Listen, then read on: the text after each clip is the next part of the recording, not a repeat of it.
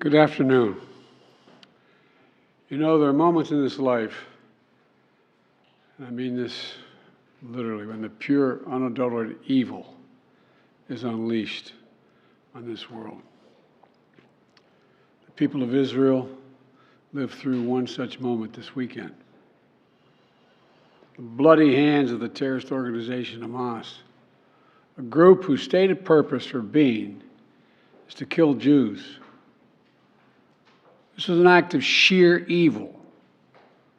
More than 1,000 civilians slaughtered, not just killed, slaughtered in Israel.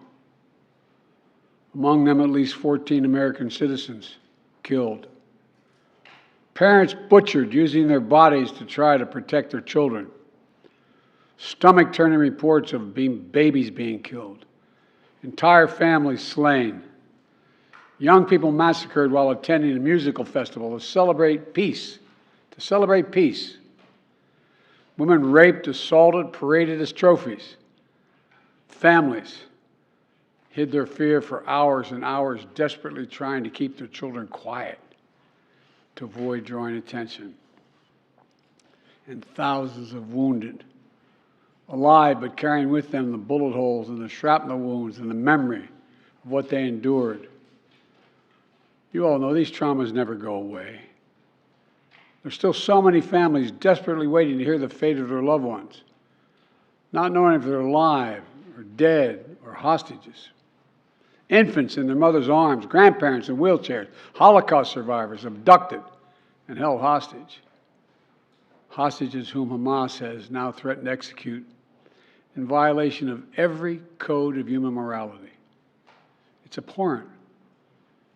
The brutality of Hamas, these bloodthirstiness brings to mind the worst rampages of ISIS. This is terrorism. But sadly, for the Jewish people, it's not new. This attack has brought to the surface painful memories and the scars left by a millennia of anti-Semitism and genocide of the Jewish people. So in this moment, we must be crystal clear. We stand with Israel. We stand with Israel. And we will make sure Israel has what it needs to take care of its citizens, defend itself, and respond to this attack. There's no justification for terrorism. There's no excuse. Hamas does not stand for the Palestinian people's right to dignity and self-determination. Its stated purpose is the annihilation of the state of Israel and the murder of Jewish people. They use Palestinian civilians as human shields. Hamas offers nothing but terror and bloodshed with no regard to who pays the price. The loss of innocent life is heartbreaking. Like every nation in the world, Israel has the right to respond, indeed has a duty to respond to these vicious attacks. I just got off the phone with a third call with Prime Minister Netanyahu, and I told him, the United States experience what Israel is experiencing, our response would be swift, decisive, and overwhelming. We also discussed how democracies like Israel and the United States are stronger and more secure when we act according to the rule of law. Terrorists purposely target civilians, kill them. We uphold the laws of war, the law of war. It matters. There's a difference.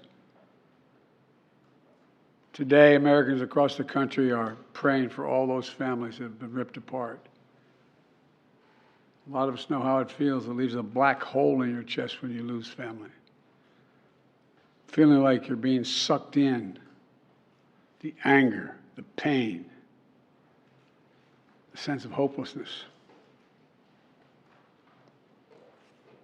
This is what they mean by a human tragedy, an atrocity on an appalling scale. But we're going to continue to stand united, supporting the people of Israel who are suffering unspeakable losses and opposing the hatred and violence of terrorism. My team has been in near constant communication with our Israeli partners and partners all across the region and the world from the moment this crisis began. We're surging additional military assistance, including ammunition and interceptors, to replenish Iron Dome. We're going to make sure that Israel does not run out of these critical assets to defend its cities and its citizens. My administration has consulted closely with Congress throughout this crisis. And when Congress returns, we're going to ask them to take urgent action to fund the national security requirements of our critical partners. This is not about party or politics. This is about the security of our world, the security of the United States of America. We now know that American citizens are among those being held by Hamas. I've directed my team to share intelligence and deploy additional experts from across the United States government to consult with and advise Israeli counterparts on hostage recovery efforts. Because as president, I have no higher priority than the safety of Americans being held hostage around the world. The United States has also enhanced our military force posture in the region to strengthen our deterrence. The Department of Defense has moved the USS Gerald R. Ford Carrier Strike Group to the Eastern Mediterranean and bolstered our fighter aircraft presence. And we stand ready to move in additional assets as needed. Let me say again, to any country, any organization, anyone thinking of taking advantage of this situation, I have one word: don't. Don't. Our hearts may be broken, but our resolve is clear. Yesterday, I also spoke with the leaders of France, Germany, Italy, and UK to discuss the latest developments with our European allies and coordinate our united response. This comes on top of days of steady engagement with partners across the region. We're also taking steps at home. In cities across the United States of America, police departments have stepped up. Security around centers of Jewish life. The Department of Homeland Security and the Federal Bureau of Investigation are working closely with state and local law enforcement and Jewish community partners to identify and disrupt any domestic threat that could emerge in connection with these horrific attacks. This is a moment for the United States to come together, to grieve with those who are mourning. Let's be real clear. There is no place for hate in America. Not against Jews, not against Muslims, not against anybody. We reject. What we reject is terrorism. We condemn the indiscriminate evil, just as we've always done. That's what America stands for. You know, just over 50 years ago, I was thinking about it this morning, talking to the Secretary of State, the Vice President in my office. Over 50 years ago, as a young senator, I visited Israel for the first time as a newly elected senator.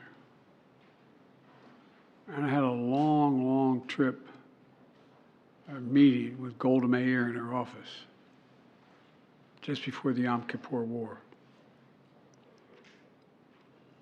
And I guess she could see the consternation on my face as she described what was being faced. They were facing. We walked outside in that sort of hallway outside her office to have some photos. She looked at me all of a sudden and said, "Would you like to have a photograph?" And so I got up and followed her out. We were standing there silent, looking at the press. She could tell, I guess, I was concerned. She leaned over and whispered to me, she said, "Don't worry, Senator Biden. We have a secret rep in here in Israel." My word is what she said.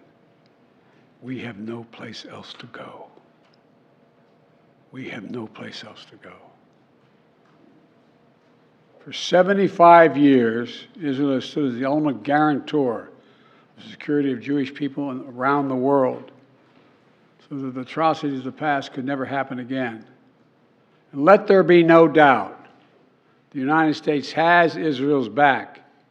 We will make sure the Jewish and democratic state of Israel can defend itself today, tomorrow, as we always have. It's as simple as that. These atrocities have been sickening.